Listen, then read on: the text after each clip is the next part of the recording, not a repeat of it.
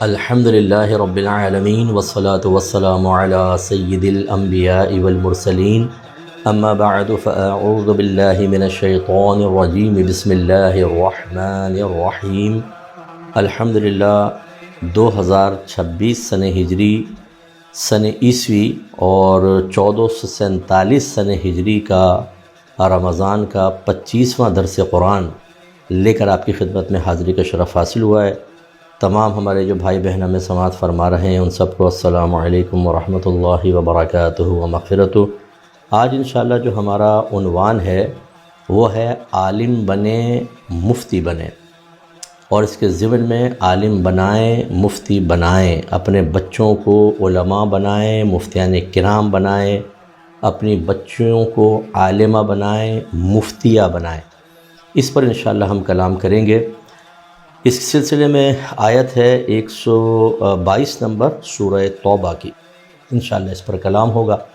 اللہ تبارک و تعالی ارشاد فرماتا ہے کہ وَلَا يُنْفِقُونَ نَفَقَةً صَغِيرَةً وَلَا كَبِيرَةً وَلَا يَقْطَعُونَ وَادِيًا إِلَّا كُتِبَ لَهُمْ، اور نہیں خرچ کرتے ہیں وہ کوئی بھی خرچ کرنا، چھوٹا ہو یا بڑا ہو، اور کوئی بھی وادی وہ طے نہیں کرتے مگر لکھ دیا جاتا ہے ان کے لیے۔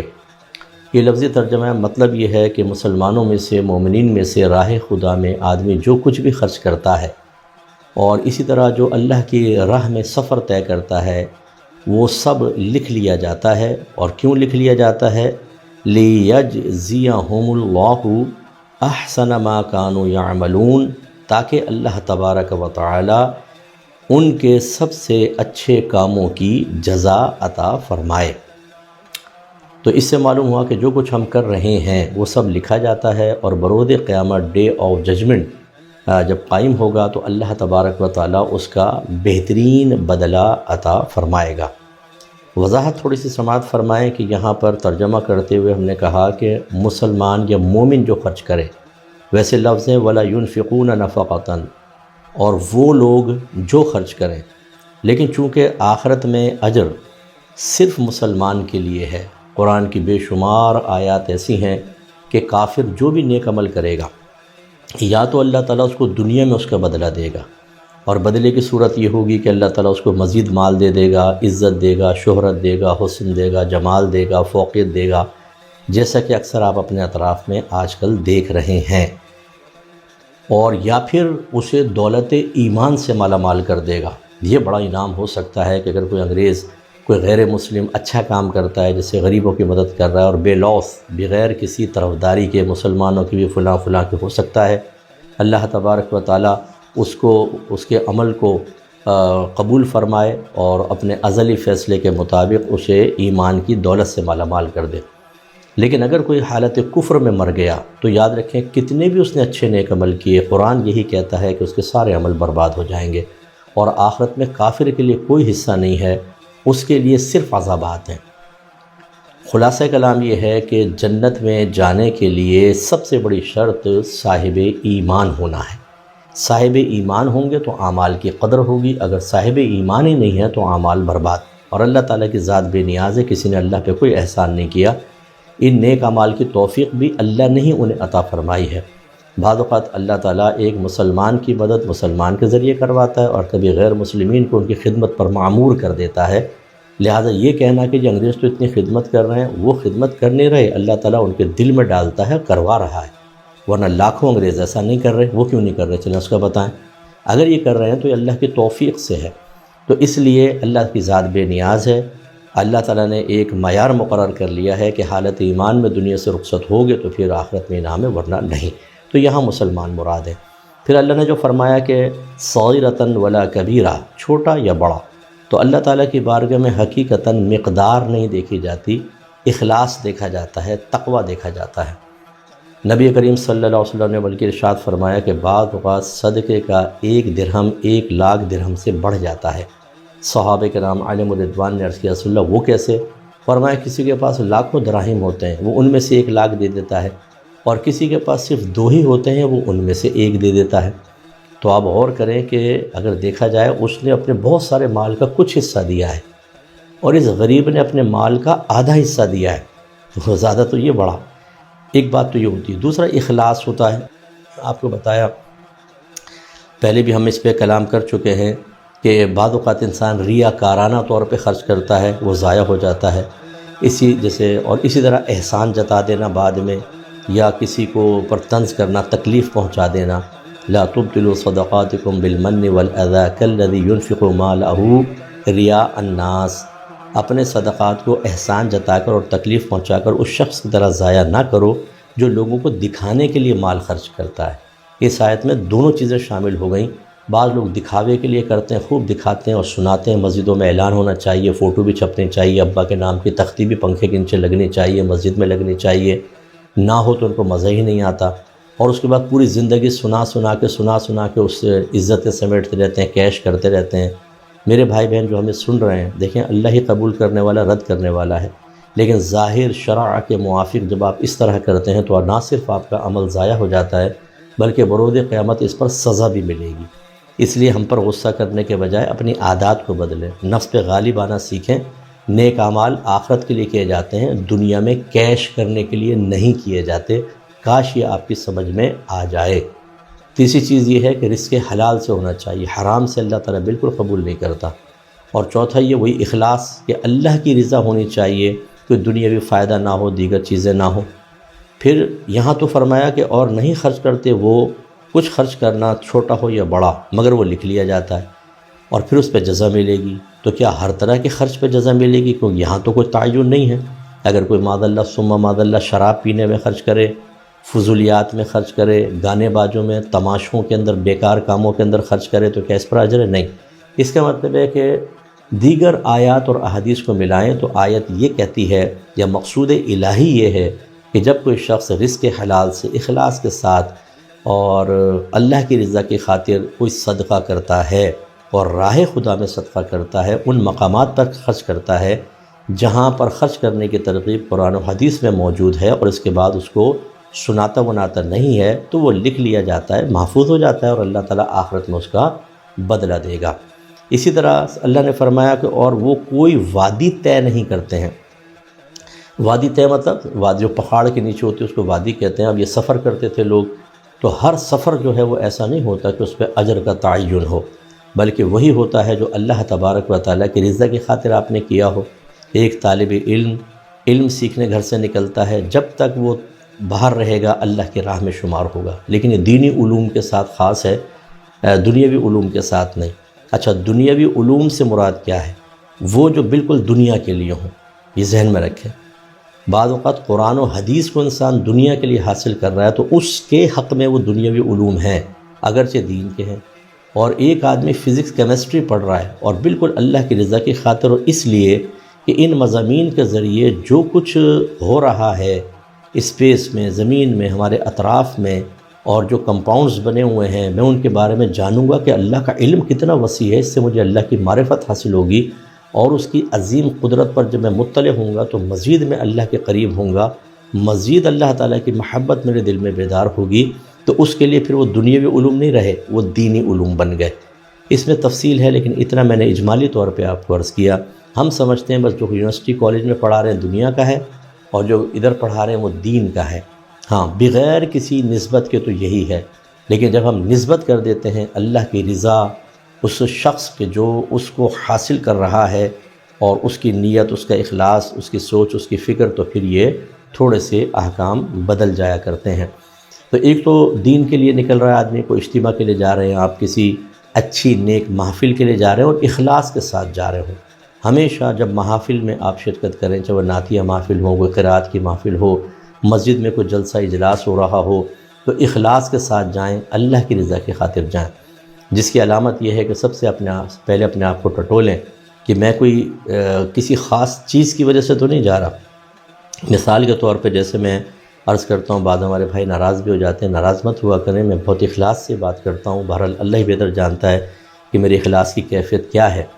لیکن 4 چیزیں اگر ہماری نعت خوانیوں سے نکال دی جائیں، اور تو اکثر یا مسجد میں جلسہ جلوس ہو رہا ہے، 4 چیزیں شامل نہ ہوں، تو اکثر لوگ نہیں آئیں گے، یعنی بہت ہی کم لوگ آئیں گے، بھگ جائیں گے۔ وہ چار کیا ہیں؟ نمبر ایک، ایکو ساؤنڈ نہ ہو، نمبر دو، کوئی بڑا مشہور نعت خوان یا قاری صاحب نقیب محفل نہ ہو، تیسری چیز یہ کہ اس میں لنگر نہ ہو، اور چوتھا عمرے کے ٹکٹ نہ ہو۔ اب آپ کہیں کہ جی ایکو ساؤنڈ بھی نہیں ہے، مسجد کے مائک پہ جو ٹوں ٹاں کرتا رہتا ہے وہ مائک ہوگا، عام لوکل سے نعت خوان ہوں گے، ایک مسجد کے امام صاحب ہی قرات کر دیں گے، اور آخر میں لنگر وغیرہ نہیں ہے، آئیے اللہ کی رضا کی خاطر۔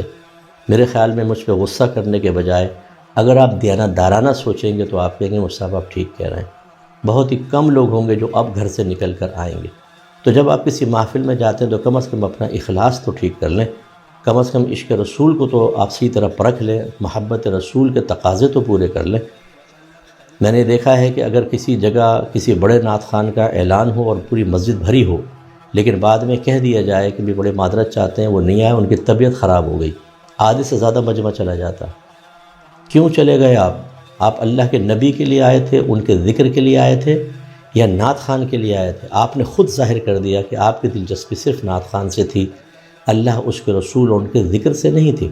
اب اس میں میرا قصور ہے اگر میں اس چیز کی نشاندہی کر رہا ہوں، یا آپ کا قصور ہے؟ یہ سکھا رہے ہیں اپنے بچوں کو آپ کہ جب آپ کا مطلوبہ شخصیت آپ کو نہ ملے تو پھر نہ اللہ کے ذکر کو اہمیت دینا، نہ رسول کے ذکر کو اہمیت دینا، نہ اس محفل کی کوئی اہمیت ذہن میں رکھنا، اٹھنا اور پیٹ دے کے چلے جانا۔ خود ہی سوچ لیجئے کہ آپ کا محبت رسول، عشق رسول کا معیار کیا ہے۔ اسی طریقے سے یاد رکھیں اگر کوئی رزق حلال کی تلاش میں اپنے گھر سے نکلتا ہے، رزق حلال کے لیے، وہ بھی اللہ کی راہ میں شمار ہوتا ہے، یاد رکھیں۔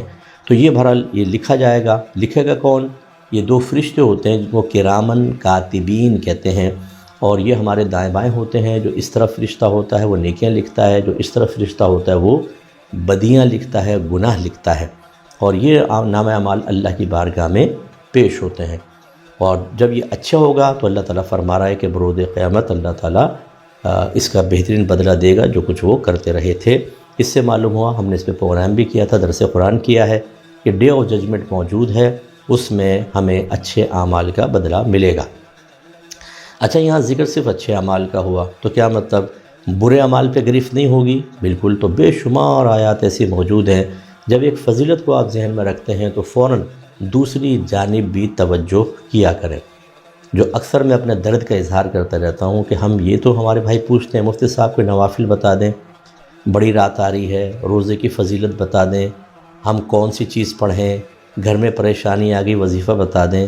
بہت ہی کم ایسے ہوتے ہیں جو یہ کہتے ہیں کہ مفتی صاحب ذرا ہمیں گناہوں کے بارے میں بتائیں، کہ اگر ہم نوافل بھی اختیار کریں تو وہ گناہ ان کی برکات کو زائل کر دیتے ہیں۔ وہ کون کون سے گناہ ہیں؟ وہ کون سے گناہ ہیں جو ہمارے ایمان کو تباہ کرنے والے ہیں؟ وہ کون سے گناہ ہیں کہ جن کی بنا پر گھر میں اتنی بے برکتی ہوتی ہے کہ ہر وقت لڑائی جھگڑا فتنہ فساد چیچڑا پن رہتا ہے، جس کو ہم جادو ٹونے کا نام دے دیتے ہیں، حالانکہ وہ گناہوں کی نحوست ہوتی ہے۔ یعنی گناہ سے بچنے کا تصور ختم ہو چکا ہے یا بہت ہی کم ہو گیا ہے۔ کچھ نیک اعمال کرنے کے بعد پوری توجہ ان پر ہوتی ہے۔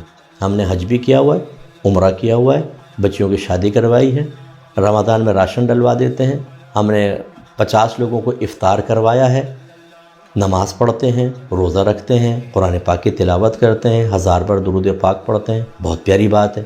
اب ذرا اس طرف آ جائیں، گناہوں سے بچتے ہیں، اور آپ کو پتہ ہے کہ گناہ کیا ہے؟ ذہن سے کون سے گناہ ہوتے ہیں؟ آنکھوں سے، زبان سے، ہاتھوں سے، ستر سے، دوستی کون سی گناہ ہے، رشتہ داری نبھانا کون سی گناہ ہے، پیسہ کون سا کمانا گناہ ہے، کون سا پیسہ خرچ کرنا گناہ ہے، کس مجلس و محفل میں بیٹھنا گناہ ہے، کون سا کاروبار کرنا گناہ ہے، کس انداز سے کاروبار کرنا گناہ ہے، کون سی سیلری لینا آپ کے لیے گناہ ہے، کون سی اپنی سروس پرووائڈ کر کے اس کی اجرت لینا آپ کے لیے گناہ ہے۔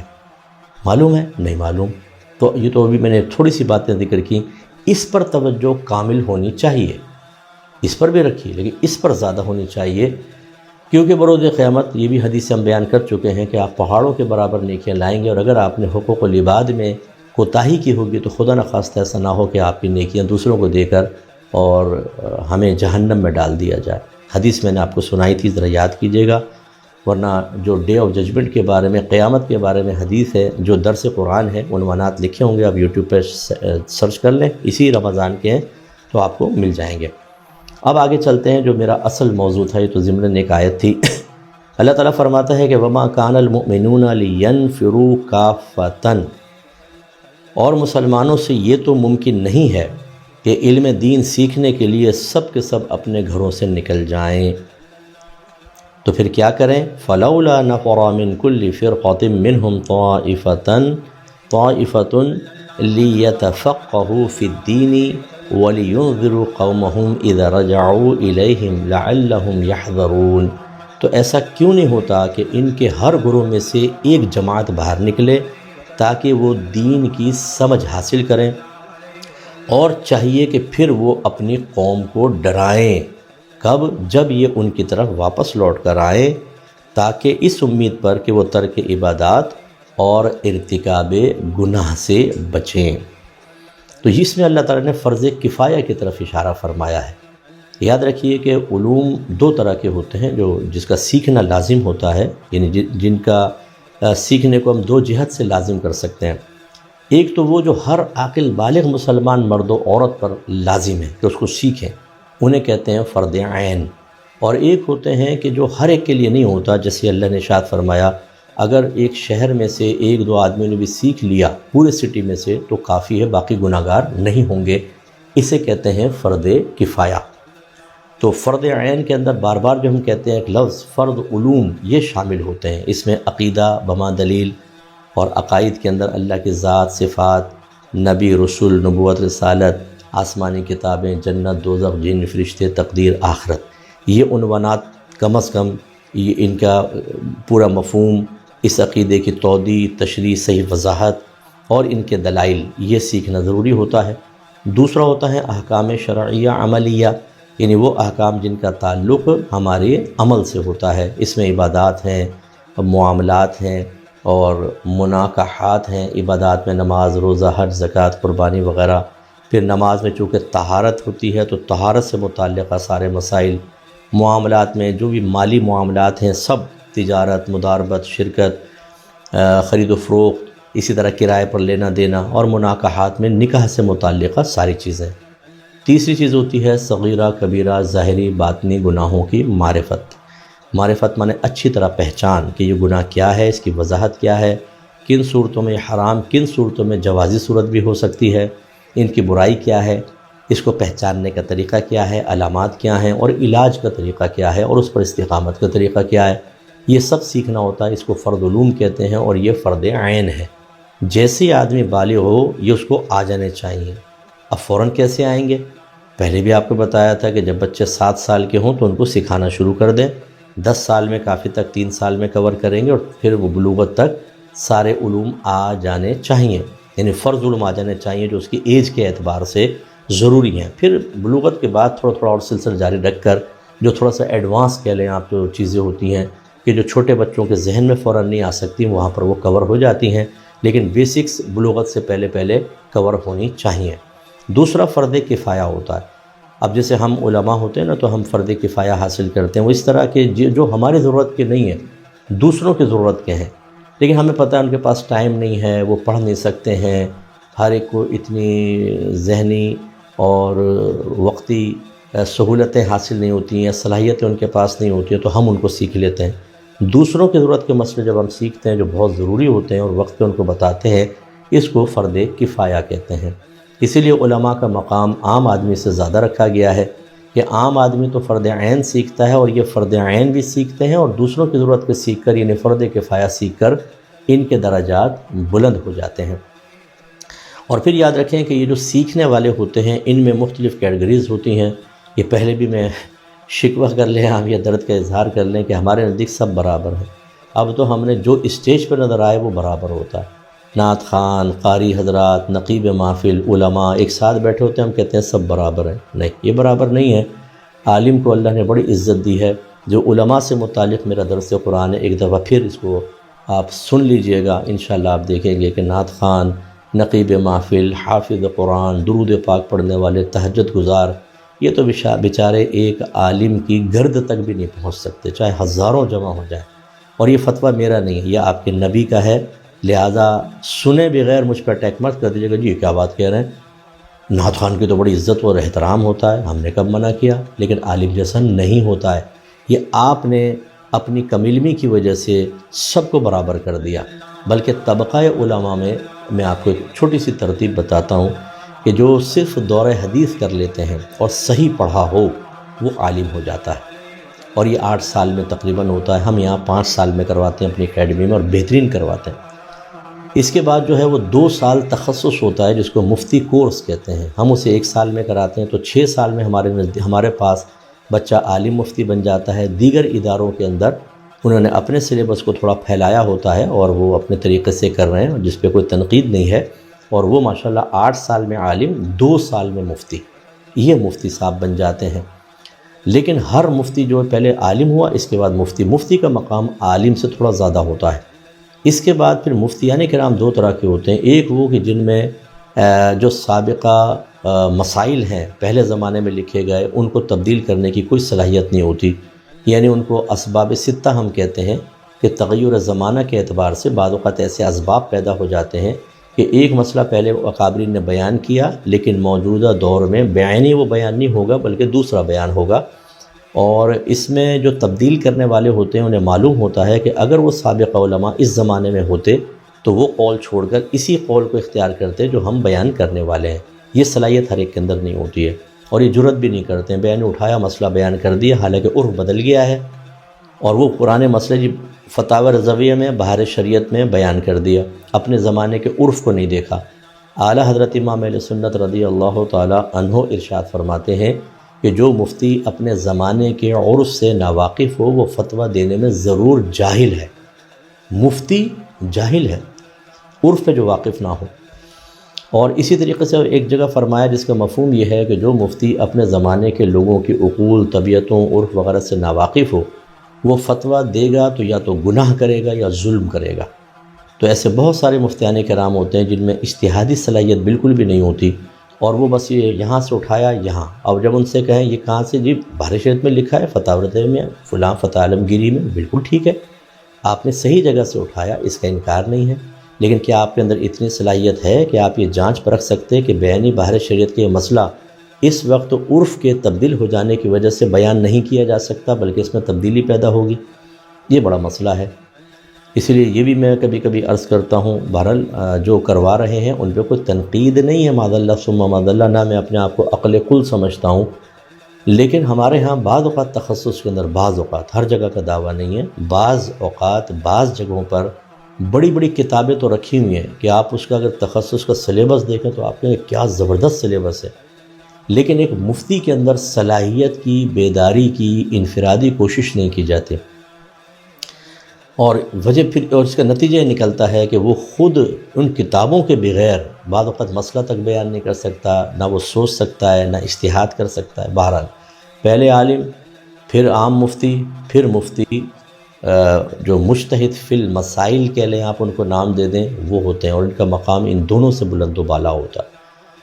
تو کبھی کبھی مثال دیتا ہوں کہ اگر آپ کورٹ میں داخل ہو جائیں، جیسے ہمارے یہاں سٹی کورٹ ہے تو وہاں سارے کالے کوٹ والے آپ کو وکلاء نظر آئیں گے، تو کیا وہ سب وکلاء برابر ہوں گے؟ یقینی سی بات ہے کہ نہیں۔ کوئی سپریم کورٹ کا ہے، کوئی ہائی کورٹ کا ہے، کوئی سول نیچر کے کیسز کا، کوئی کرائم کیسز کا ہوتا ہے، یعنی ان میں فرق ہوتا ہے۔ اسی طرح اگر آپ ہاسپٹل میں چلے جائیں تو سفید کوٹ، اسٹیتھوسکوپ لٹکا ہوا ہے، بہت سے آپ کو ڈاکٹرز نظر آ جائیں گے، کیا یہ سب برابر ہوتے ہیں؟ سینئر ہوتا ہے، جونیئر ہوتا ہے، پھر اپنی فیلڈ کا ماہر، وہ اپنا ایک بادشاہ ہوتا ہے۔ ہر ایک ڈاکٹر تو ہر فیلڈ کے، ہر قسم کے مرض کے اندر انٹرفیئر نہیں کر سکتا، اس میں آگے نہیں بڑھ سکتا، اس فیلڈ کا ماہر ہی کر سکتا ہے۔ تو یہاں تو ہمارا ذہن بنا ہوتا ہے، school, college, university, tuition centre, وکیل ہائر کرنے کے اندر، اسی طرح ڈاکٹر سے علاج کروانے کے اندر، ہاسپٹل کے انتخاب کے اندر ہم یہ کہتے ہیں سب سے اچھا کون سا ہے؟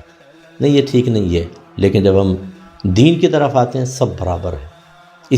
اسی وجہ سے نعت خوانوں کو جرأت پیدا ہوئی، اور علماء کے اوپر اٹیک کرتے ہیں یہ لوگ، بعض اوقات بیٹھ کے اسٹیجز کے اوپر بیٹھ کر اٹیک کرتے ہیں۔ ابھی ایک نعت خوان صاحب تھے، کوئی اگر سنے تو معذرت، بہرحال کیونکہ مجھے پتہ ہے کہ 7ویں آسمان پر ہوتے ہیں، کسی کی اصلاح تو قبول کرنی نہیں ہے، اور ناراض ہونا فوراً، کیونکہ گھٹی میں آپ ہی لوگوں نے ڈالا ہے یہ بڑا پن کہ ایک عالم کی صحیح بات کو رد کر دیا جائے۔ تو وہ ایک عالم صاحب کوئی تھے نعت خوان صاحب، تو وہ کہہ رہے تھے کہ بعض لوگ ایسے ہیں جو بیان کرتے ہیں تو پکڑ دھکڑ کرتے رہتے ہیں، آتا جاتا کچھ بھی نہیں ہے، اور کسی عالم کے بارے میں کہتے ہیں وہ بہت اچھا بیان کرتے ہیں۔ اب میں ان نعت خان صاحب سے پوچھتا ہوں جو پبلک سامنے بیٹھی ہوئی تھی، یہ بتائیں جس کو آپ کہہ رہے ہیں پکڑ دھکڑ کر کے بیان کرتے ہیں، وہ عالم تھا یا غیر عالم تھا؟ اگر غیر عالم تھا تو پھر جن عالم کی آپ تعریف کر رہے ہیں اس کا ان کا موازنہ ہی بیکار ہے، وہ تو غیر عالم ہے، چھوڑ دیجئے۔ اور اگر وہ عالم ہے تو ایک عالم کے بارے میں یہ کہنا کہ بیان کرنا نہیں آتا، پکڑ دھکڑ کر کے اپنا کر لیتے ہیں، کیا ایک نعت خان کو یہ زیب دیتا ہے کہ وہ عالم پر بھرے مجمع کے اندر اس طرح اٹیک کر کے اس کی عزت کو کم کرنے کی کوشش کرے؟ کون سے مقاصد ہیں؟ اعلانیہ توبہ واجب ہے، یاد رکھیں، ورنہ میدان محشر میں اللہ کی بارگاہ میں جواب دہ ہوں گے۔ اب دل میں اگر خوف خدا ہو نا تو اعلانیہ توبہ کریں، کچھ نہیں ہوتا، تکبر غرور بھرا ہوا کوٹ کوٹ کے جتنے بڑے نعت خان ہیں بہت ہی کم دیکھیں گے کہ یہ لوگوں علماء کے ہاتھ چومیں گے۔ اب چومنا شروع ہیں، جب ہم نے بار بار میں کریڈٹ نہیں لینا چاہتا، ہمارے بہت سارے علماء نے اس پہ بیانات کیے، مجھے کریڈٹ مت دیں، لیکن میں اس پہ فوکس کر کے کہتا ہوں کہ ان کی گردنوں میں سریے ہوتے ہیں۔ ذرا سی نعت خوانی سے شہرت ملی نہیں کہ علماء کو نگاہ حقارت سے دیکھتے ہیں۔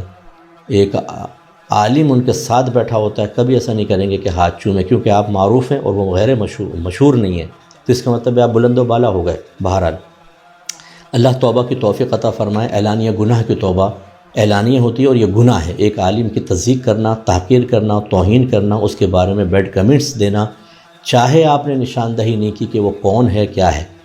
اور ہمارا چیلنج ہے جس کے بارے میں بھی آپ نے کہا ہو آئیں بیٹھیں، کم از کم آپ سے زیادہ صاحب علم ہوگا وہ، یقیناً۔ مقتضى حال پتہ نہیں کہ فصیح و بلیغ کسے کہتے ہیں، مقتضى حال کے مطابق کلام کرنا کیا ہوتا ہے کیا نہیں ہوتا۔ بعض اوقات ہم انہی چیزوں سے متاثر ہو رہے ہوتے ہیں، جی حضرت نے ایک بیان میں 60 آیات پڑھ دیں اور 25 حدیثیں پڑھ دیں، ٹھیک ہے، بہت اچھی بات ہے، نتیجہ نکالنے کا ٹائم کہاں ملا؟ عوام الناس کیسے ان آیات سے اور حدیثوں سے نتیجہ نکال کر اپنی اصلاح کر لے گی، اپنا احتساب کر لے گی، اپنے عمل کو بدل لے گی؟ اتنی کاش تمیز ہوتی تو بات تھی نا۔ بعض اوقات ایسے ہی ہوتا ہے کہ ایک آیت ہوتی ہے، ایک حدیث، اور اسی پہ 1 گھنٹے بیان ہوتا ہے، کیونکہ اس کے متعلق مختلف چیزیں ذکر کی جا رہی ہوتی ہیں، اور پورے بیانات اکثر لوگ نہیں سنتے، کلپ سے نتیجہ نکال کر بیان کر رہے ہوتے ہیں۔ یہ اور زیادہ احمقانہ حرکت ہوتی ہے کہ نہ آپ کو سیاق پتہ، نہ سباق پتہ، نہ آپ کے پاس اتنا ٹائم کہ آپ 1.25 گھنٹے کا بیان سنیں، آپ نے 2 3 منٹ کے کلپ 2 سن کے اور آپ نے اس سے نتیجہ مرتب کر لیا۔ اسی سے آپ اپنی رائے کے سطحی پن کا اندازہ کر لیں اور اپنے ذہن سے جو آپ کی قوت فیصلہ اس کے کثیر نقائص اور عیوب پر مطلع ہو جائیں، اگر اللہ توفیق دے تو، ورنہ اللہ ہی مالک ہے۔ تو بہرحال اب اس سے نتیجہ کیا نکلا؟ دیکھیں، اس سے نتیجہ نکلا کہ اللہ تبارک و تعالیٰ نے فرمایا کہ ایسا کیوں نہیں ہوتا کہ تم سب تو نہیں نکل سکتے مسلمانوں، آپ میں سے، تم لوگوں میں سے گروہ نکلے اور وہ جا کر اپنا وقت دیں، سیکھیں اور واپس آ کر اپنی قوم کو ڈر سنائیں۔ یہ نہیں فرمایا واپس آ کے فضائل سنائیں، رحمت کے واقعات سنائیں، ڈر کو اللہ تعالیٰ نے یہاں فوقیت دی، حالانکہ وہ بھی سنائیں گے لیکن ڈر کو فوقیت دی۔ اس کا مطلب یہ ہے کہ اصل مقصود علم کے سیکھنے سے وہ ڈر اور خوف پیدا کرنا ہے جو ہمیں عبادات پر استقامت پذیر کروا دے اور اللہ کی نافرمانیوں سے بچائے۔ اب غور طلب بات یہ ہے، میں بھی سوچتا ہوں، آپ بھی سوچئے، جتنے میرے بھائی بہن مجھے سن رہے ہیں، اس آیت کے مخاطب تو آپ بھی ہیں نا، اور میں بھی ہوں۔ اب گویا کہ اللہ تعالیٰ آپ سے فرما رہا ہے، جو آپ سن رہے ہیں سب میرے بھائی بہن، آپ فرض کر لیں آپ ہیں، اے مسلمانوں، تم میں سے گروہ ہونا چاہیے جو جائے اور دین کی سمجھ حاصل کرے اور پھر واپس آ کر اپنی قوم کو ڈرائے تاکہ وہ گناہوں سے بچیں، خرابیوں سے بچیں۔ آپ نے اس پر عمل کیا؟ کبھی آپ کا ذہن بنا کہ ہمیں عالم بننا چاہیے، مفتی بننا چاہیے، اپنے بچوں کو عالم اور مفتی بنانا چاہیے؟ نہیں، وجہ واضح ہے، کوئی مطلب آپ کی گرفت میں نہیں کر رہا ہوں، ماحول نہیں ہے، آپ کو اپنے بڑوں سے ماحول نہیں ملا، مسجدوں میں جائیں تو ماحول نہیں ہے، اسکول کالج یونیورسٹی کو تو خیر آپ بھول ہی جائیں، خاندان بھر کے اندر کوئی عالم نہیں ہوتا بعض اوقات، لیکن یہ چیزیں موجود تھیں، ہیں اور رہیں گی۔ بس مسئلہ یہ ہوا کہ ہمارے بڑوں نے کبھی ان پہ توجہ نہیں کی، اور میں معذرت کے ساتھ اس کا اعتراف کرتا ہوں، اور میں جب کہتا ہوں تو مجھ سے ناراض بھی ہو جاتے ہیں بہت سارے کہ ہمارے جو خطباء ہیں جمعے کے بیانات کے اندر وہ بیانات نہیں کرتے جس سے لوگوں میں شعور بیدار ہو، گناہوں سے نفرت پیدا ہو، گھروں میں امن و سکون آئے، جدید کرنٹ ایشوز پر، جدید چیلنجز کے اوپر کلام نہیں کیا جاتا۔ ینگسٹرز کیا کریں گے مسجدوں میں آ کر؟ تو اس لیے خطباء کو، اور ایسا نہیں کہ ہر ایک ایسا کرتا ہے، معاذ اللہ بہت اچھے اچھے بھی ہیں، تب یہ نظام چل رہا ہے دین کا، ورنہ تو ختم ہو جاتا۔ لیکن کاش ہر ایک اگر ٹو دا پوائنٹ گفتگو کرتا اور لوگوں کو اصلاح کی بات کرتا احسن طریقے سے، تو بہت تیزی سے معاشرہ تبدیل ہوتا۔ الحمدللہ رب العالمین، ہماری کوشش یہ ہوتی ہے، اب میرے ہر بیان سن لیں، ان میں الفاظ کی سختی آپ محسوس کر سکتے ہیں، لہجے کی سختی محسوس کر سکتے ہیں، لیکن اس کے پیچھے درد بھی آپ محسوس کر سکتے ہیں اگر پہچاننے کی صلاحیت ہو۔ نہیں ہے تو مجھے کوئی فرق نہیں پڑتا، مجھے پتہ ہے مجھے تبلیغ کیسے کرنی ہے، اور میں جو بیانات کر رہا ہوں اس کے کیا رزلٹ میرے پاس آ رہے ہیں، فیڈ بیک میرے پاس آتا ہے۔ میں معاشرے کے اندر پورے ورلڈ میں جہاں تک ہمارے بیانات پہنچتے ہیں مثبت تبدیلیاں دیکھ رہا ہوں، الحمدللہ رب العالمین۔ تو بہرحال تو کوشش کیجئے کہ اس آیت پر آپ بھی عمل کریں، عالم بنیں، مفتی بنیں، ہماری بہنیں عالمہ بنیں، مفتیہ بنیں، اور یاد رکھیں اس میں عمر کی کوئی قید نہیں۔ میری والدہ سیدہ عائشہ صدیقہ رضی اللہ تعالی عنہ فرماتی ہیں کہ نبی کریم صلی اللہ علیہ وسلم کے اصحاب بڑھاپے تک علم حاصل کرتے رہتے تھے۔ دیکھیں نا، جب سرکار نے اعلان نبوت فرمایا تو ہر صحابی کوئی ینگ تو نہیں تھا، لازم بات ہے کہ ہر طرح کی عمر کے لوگ تھے۔ مسلمان ہوئے، اب علم سیکھنا ہے تو انہوں نے سیکھا۔ علم سیکھنے کی کوئی ایج نہیں ہوتی۔ بعض ہماری بہنیں کہتی ہیں میرے تو 4 بچے ہیں، گھر میں اتنی مصروفیت، کیا میں سیکھ سکتی ہوں؟ بعض بھائی کہتے ہیں صاحب ہم تو جاب کر رہے ہیں، ہم انجینئر ہیں، ڈاکٹر ہیں، کیا ہم سیکھ سکتے ہیں؟ جی ہاں، آپ سب سیکھ سکتے ہیں، تھوڑا سا ذہن بنا لیں تو پاسبل ہو سکتا ہے۔ الحمدللہ الفرقان اسکالرز اکیڈمی رات دن اس کے لیے کام کر رہی ہے، اور میں نے پہلے بھی آپ کو انٹروڈکشن کرایا تھا اپنے سنڈے کورس کا کہ ہم نے 8 سالہ کورس رکھا اسکالر کورس، لیکن یہ آن لائن نہیں ہے، یہ فزیکلی کلاسز ہوتی ہیں، اور اس میں ہم نے کوشش کی کہ انجینئر، ڈاکٹر، پروفیسر، بینکرز، وکلاء، جاب کرنے والے، ہاؤس وائفس آئیں اور آ کر پڑھیں، اور ماشاءاللہ ایک ہیوج کوانٹٹی کے اندر لوگ آئے ہیں اور پڑھ رہے ہیں ماشاءاللہ۔ اور ہماری جو بڑی کلاس ہے جس کو میں نے فرسٹ ٹائم یہ سٹارٹ کیا تھا، یعنی یہ اتوار والا، ویسے تو اکیڈمی پہلے سے چل رہی تھی، اور یہ 8 سال کا تھا، ماشاءاللہ 8 سال پورے ہوئے، اب وہ 9واں سال اپنی مرضی سے پڑھے ہیں، وہ بھی پورا ہو گیا، اور ان میں سے بعض ہی کہتے ہیں کہ ابھی ہمیں 1 سال اور ہو تو 10واں سال بھی ہو جائے۔ یہ شوق اور ذوق ہے، اور انہی میں سے ماشاءاللہ جیسے میری وہ بڑی کلاس ہے اس میں 100 سے زیادہ اسٹوڈنٹس ہوں گے، میل اینڈ فیمیل، تو انشاءاللہ انہی میں سے کریم چھٹ آئے گی، اور یہ کام کریں گے۔ پڑھانے کا انداز اچھا ہونا چاہیے، ٹیچنگ میتھڈ آپ کے پاس ہونا چاہیے، آپ کی شخصیت کا ایک اثر ہونا چاہیے سامنے والے پر، جس کے تابع رہ کر وہ آپ کی بات کو اہمیت دے۔ پھر آپ کو آپ کے اندر تربیت کی اور ترغیبی صلاحیتیں ہونی چاہیے، یہ آدمی کے اندر جذبہ بڑھاتی ہیں اور روک کے رکھتی ہیں، اور اس کے بعد پھر آپ ان سے محبت بھی کرتے ہوں، اخلاص کے ساتھ کرتے ہوں، تو اللہ تعالیٰ برکت دیتا ہے۔ تو اب بہت سے بہن بھائی کہیں گے بھئی چلے اچھا ہم پڑھنا چاہتے ہیں، تو پھر اب تو آپ کہہ رہے ہیں آن لائن نہیں ہے، تو آن لائن اسٹارٹ ہوگا انشاءاللہ، بہت جلد ہوگا۔ اپنا ذہن بنا کے رکھیں کہ اگر آپ مجھ سے پڑھنا چاہتے ہیں، کیونکہ یہ کلاسز آن لائن سب سے پہلے جو کلاس ہوگی وہیں پڑھاؤں گا انشاءاللہ۔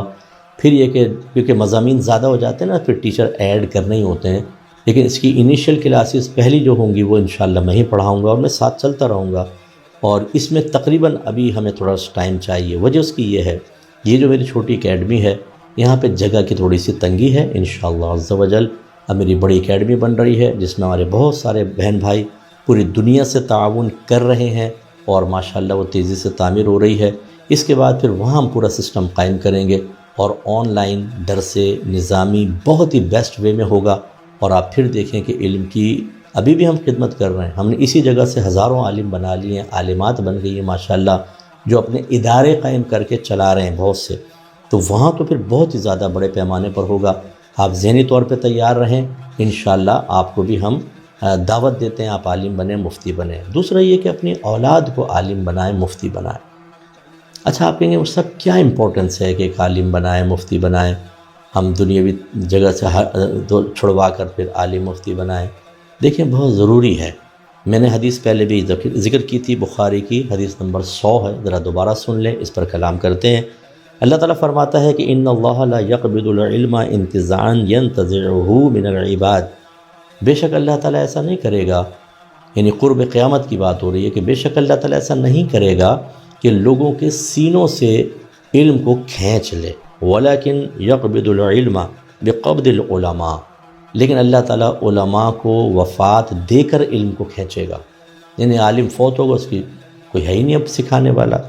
حتیٰ اذا یبقی عالما، یہاں تک کہ جب اللہ تعالیٰ کسی عالم کو باقی نہیں چھوڑے گا، اتخذ الناس رؤوسا جہالا، تو لوگ جاہلوں کو اپنا رہنما بنا لیں گے، فسئلوا، پھر ان سے سوال کیا جائے گا، فافتوا بغیر علم، تو یہ جاہل لوگ بغیر علم کے فتوے دینا شروع ہو جائیں گے، فضلوا واضلوا، پھر یہ خود بھی گمراہ ہوں گے اور دوسروں کو گمراہ کر دیں گے۔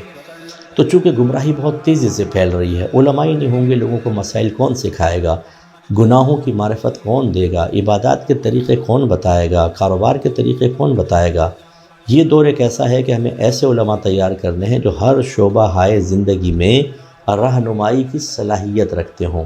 مثال کے طور پہ ایک پولیٹیشین کہتا ہے کہ میں پولیٹکس کرنا چاہتا ہوں، مذہب کیا کہتا ہے؟ ہم ان کو گائیڈ لائن فراہم کریں۔ کوئی انجینئر ہے، ڈاکٹر ہے، پروفیسر ہے، وکیل ہیں، جج ہیں، آئی ٹی کے شعبے سے وابستہ ہیں، کوئی انٹرنیٹ پر بزنس کر رہا ہے، وہ پیسہ انویسٹ کرتا ہے کرپٹو کرنسی میں، دیگر چیزوں کے اندر وہ کاروبار کر رہا ہے، شرکت ہے، مداربت ہے۔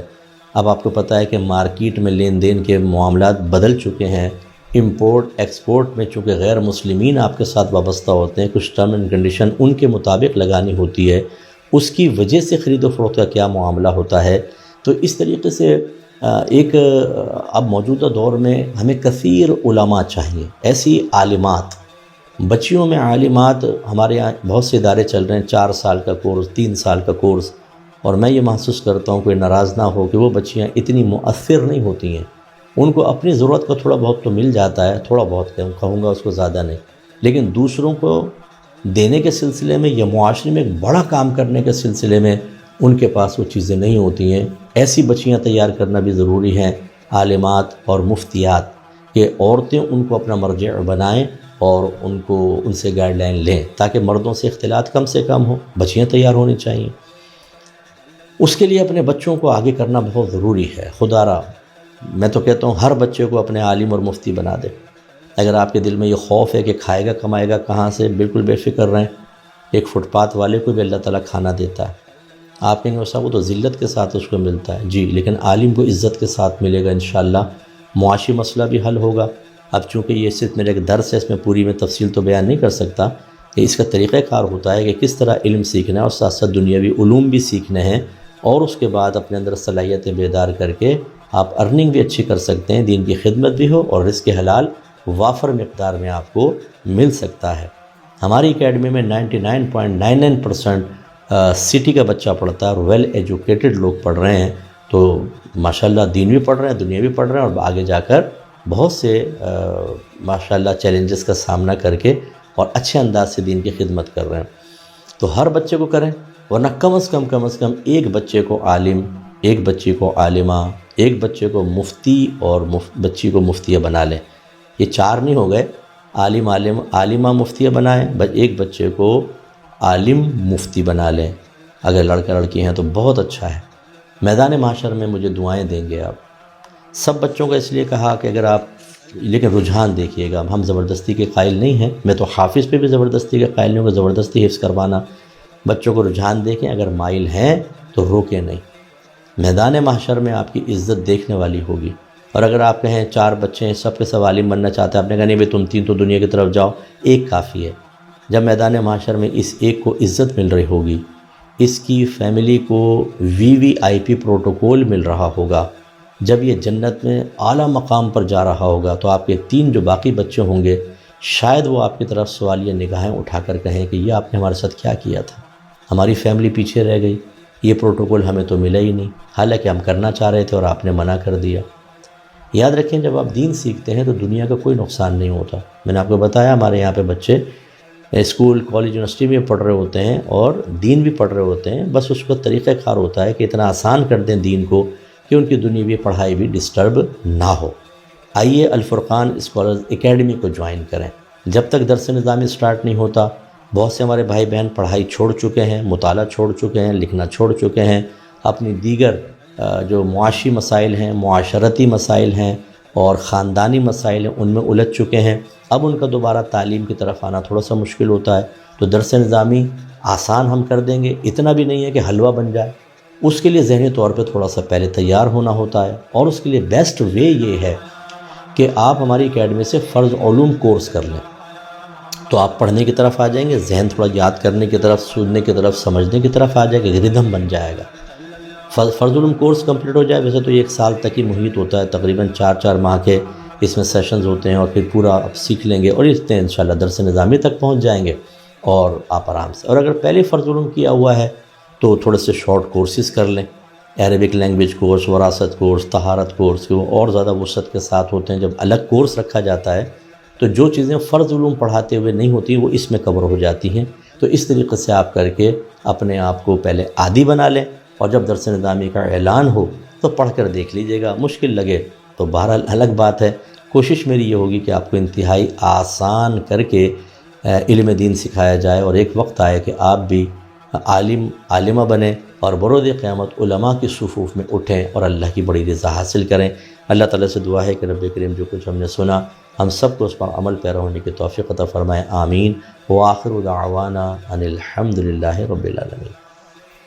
بسم اللہ الرحمن الرحیم، الحمد للہ رب العالمین، والصلاة والسلام علی سید الانبیاء والمرسلین، یا ارحم الراحمین یا ارحم الراحمین یا ارحم الراحمین۔ اے مالک مولا، ہم سب کا اس درس میں شرکت کرنا اپنی بارگاہ میں قبول و منظور فرما لے۔ اے پاک پروردگار، ہم سب سے ہمیشہ ہمیشہ کے لیے راضی ہو جا، ایسا راضی ہو جا کہ پھر کبھی بھی ناراض مت ہونا۔ اے مالک مولا، ہمیں علم دین سیکھنے، کم از کم فرض علوم سیکھنے کی توفیق عطا فرما، اور اگر اپنے حبیب کے صدقے ہمیں عالم مفتی بننے، عالمہ مفتیہ بننے کی توفیق بھی دے دے تو اللہ تعالیٰ تیری بڑی کرم نوازی ہے۔ اللہ تعالیٰ ہمیں بھی ہمارے گھر والوں کو علوم دینیہ کی طرف مائل فرما، ہمیں 5 وقت نماز با جماعت ادا کرنے کی توفیق عطا فرما، ہماری بہنوں کو اپنے گھروں کے اندر مکمل نماز تراویح وغیرہ ادا کرنے کی توفیق عطا فرما۔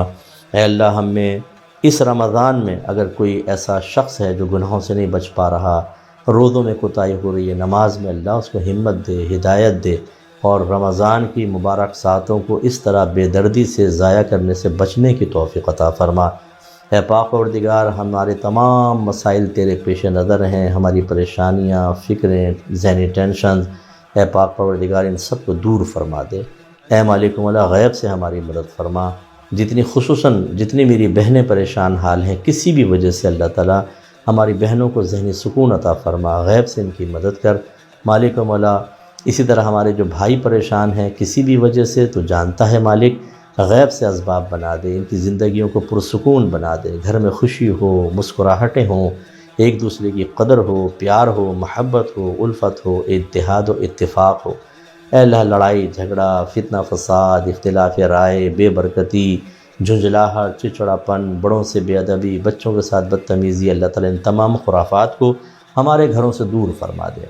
ہمارے بزرگوں کے لیے دعا کریں، جتنے ہمارے بڑی عمر کے بہن بھائی ہمارے ساتھ دعا میں شریک ہیں، اللہ ان سب کو درازی عمر بالخیر عطا فرما، ان کا سایہ ان کے بچوں پر، خاندان پر، فیملی پر تا دیر قائم و دائم فرما، انہیں اپنے بچوں بلکہ بچوں کی خوشیاں بھی دیکھنا نصیب فرما، گھر والوں کو ان کی قدر کر کے، ان کی خدمت کر کے، ان کی دعائیں لے کے جنت کا راستہ آسان کرنے کی توفیق عطا فرما۔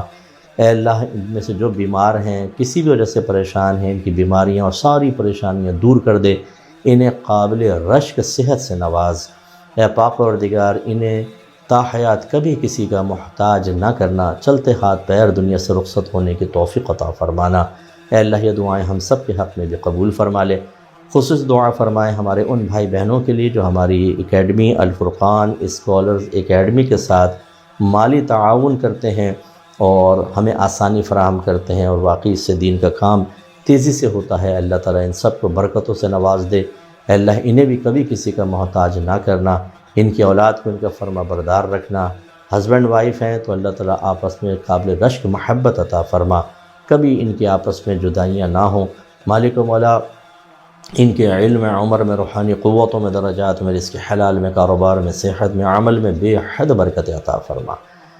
یا رب کریم، جس طرح ہم سب یہاں جمع ہوئے جنت الفردوس میں اپنے حبیب کریم صلی اللہ علیہ وسلم کے مبارک قدموں میں دائمی طور پہ جمع ہونے کی توفیق عطا فرمانا۔